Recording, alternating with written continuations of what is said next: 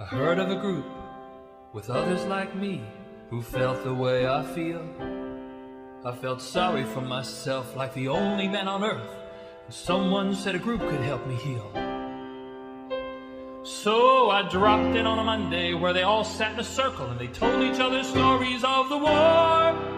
Some were old and some were young, but mostly they were young, and mostly I kept looking at the floor.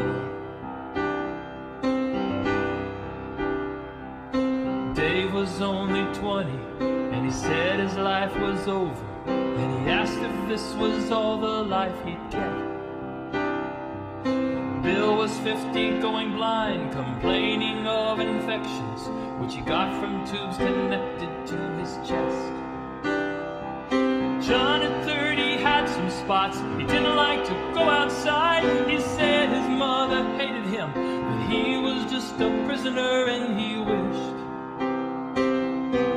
he had the guts for suicide.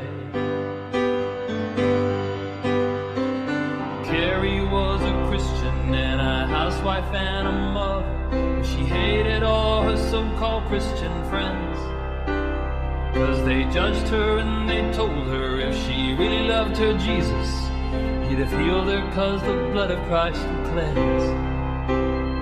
She was very disappointed in the Lord, 'cause she'd done everything from speaking in tongues to laying on of hands. She said if this was celestial retribution, then none of us stood any kind of chance.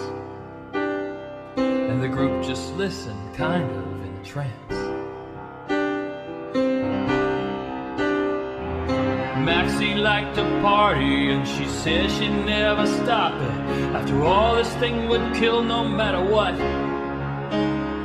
She said we looked pathetic and that she would not stop living till they threw her in a box and slammed it shut. And she showed us all the track marks on her arms and on her body, and invited us to join in later on. And then she staggered for a moment, fell into her chair, and the group just listened, helpless but to stare. And the sickest ones were scaring me, the youngest made me sad, and the ones who looked pathetic just made me feel pathetic. There was one who seemed to know a lot, and one who had no clue. There was one who spoke of vitamins, who said we needed vitamins, and as they said what they were going through, I cried, 'cause I was going through it too. Jamie was a rocker, and he wanted us to know that he was straight and that he never fucked with guys. Afraid his friends would call him gay, he kept it all a secret, but the stress was buried deeply in his eyes. And he ranted, it's a goddamn enough to think I might be dying. Must they judge me like I'm just some fucking queer? And then he looked around, realized who he was talking to. But the group just listened, that's why they were here. He was not the first to hate a queer. I finally took my turn and said, I guess I got it easy, 'cause all my friends and family really care. They call me and they take me out to dinner, and they tell me if I ever needed them, they'd soon be there. Suddenly it looked like they were dying in the desert, begging for some kind of comfort from the heat. And I had water, I was the only one with water,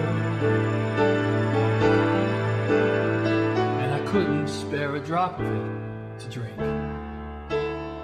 I was glad when it was over, a race to get back home, and I felt a little better, and not quite so alone. But how strange to be a member of a club that nobody wants to be a member of. And for all the good it did, I still cannot recoup from the time I finally visited the group.